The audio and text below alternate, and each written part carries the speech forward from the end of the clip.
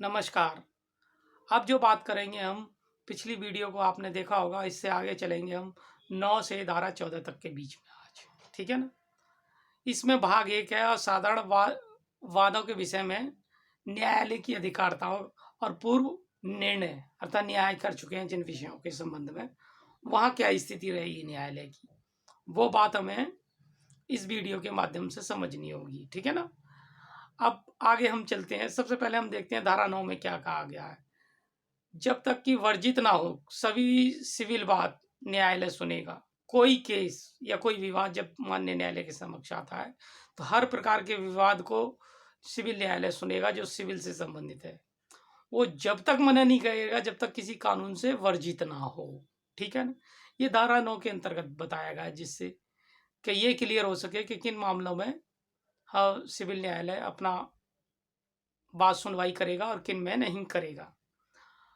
दूसरे नंबर पर धारा 10 के अंतर्गत ये स्पष्ट किया गया है वादों को रोका जाना। अब हम धारा 10 में बता रहे हैं वादों को रोका जाना अर्थात कौन से केसों को हम सिविल न्यायालय रोक सकती है, जो उसकी एक तो अधिकारिता में नहीं आते वो रोक सकती है, दूसरा किसी लॉ से वादित है वो रोक सकती है, और तीसरा ये जिसका कॉज ऑफ एक्शन नहीं बनता वो रोक सकती है। कुल मिला के ये उन केसों को रोका जा सकता है जिनमें पूर्व में भी निर्णय दिया गया उसे भी रोका जा सकता है। ये 4-5 तरह के बाद इस तरह के हैं कि जिनमें सिविल न्यायालय रोक लगा सकती है। इसके संबंध में हम वीडियो के बाद में विस्तार से बात करेंगे किन केसों को रोका जा सकता है सिविल के मामले में। इसी तरह धारा 11 बताती है पूर्व न्याय, इसे स्टॉपल भी कहते हैं इंग्लिश में। इसका मतलब यह जिस विषय पर न्यायालय के द्वारा पूर्व में निर्णय दिया गया है उसे रोका जा सकता है, ठीक है ना? उस विषय के संबंध में दोबारा से कोई केस फाइल होता है या उस विषय पर ऑलरेडी केस फाइल है तो उस विषय को न्यायालय नहीं सुनेगा और उस बात को वापस भी कर सकता है, ठीक है? अतिरिक्त वाद का वर्जन, जहां कहीं इस तरह के संबंधित विषय को लेकर ऑलरेडी केस फाइल है वहां भी आप केस फाइल नहीं कर सकते, ठीक है ना? जबकि आपको एक ही केस के अंदर सब बात करनी थी, अलग अलग केस फाइल नहीं करते, वर्जन करता है यार, ठीक है ना?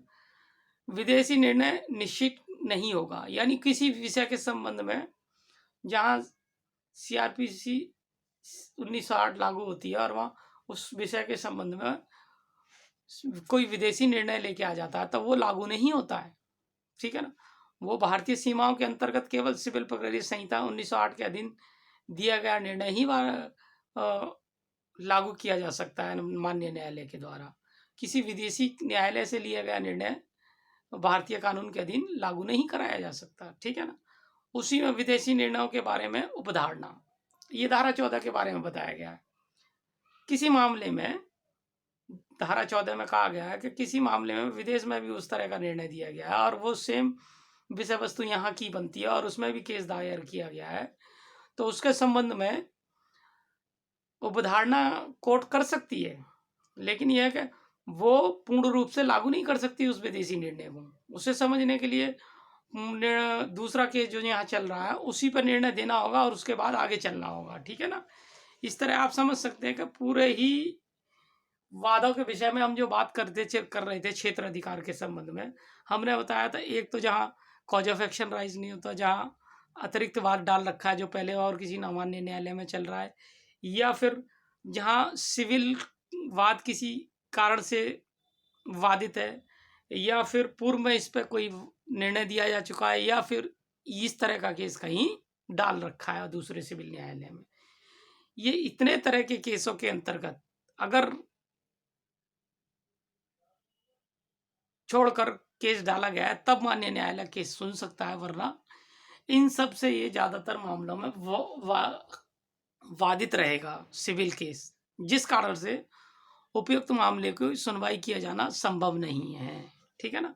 हमने कहा था कि हम बात करेंगे बाद में किस कारणों से कौन सा केसों में सुनवाई नहीं की जा सकती। जो अभी हमने केस बताया इससे पहले वो कारण जो बताया वे इन कारणों से सिविल मामलों में सुनवाई नहीं की जा सकती, ठीक है ना? आप इस बात को अच्छे तरह समझ गए होंगे कि किन किन प्रकार के मामलों में सुनवाई कोर्ट सीपीसी 1908 के अंतर्गत कर सकती है और किन मामलों में नहीं कर सकती। क्योंकि ये अधिकारिताएं इसलिए बांधी गई थी क्योंकि कोई भी आदमी मामला यहाँ का है और कई विदेशी कोर्ट का ले आया, कहीं बाहर से ले आया, तो वो क्षेत्र अधिकार और अलग अलग क्षेत्र के कानून जो होते हैं वो अलग अलग अपने क्षेत्रीय परंपराओं और संस्कृति के साथ बनाए जाते हैं और जिसका अनुमोदन किया जाता है, जिससे कि वो स्पष्ट रूप से क्लियर हो सके। ठीक है ना। इसी तरह आप समझ सकते हैं कि वो केसेस वहाँ सुनवाई होगी जहाँ कानून के पूर्ण CPC 1908 के अनुसार दायर किए गए हों, उन्हीं केसों की मामले में सुनवाई की जा सकती है भारतीय कानून के अधीन, सिविल मामलों में अन्यथा नहीं की जा सकती। ठीक है ना। और भी जिस तरह के कानून है उनके विषयों के संबंध में हम आगे बात करेंगे। नमस्कार।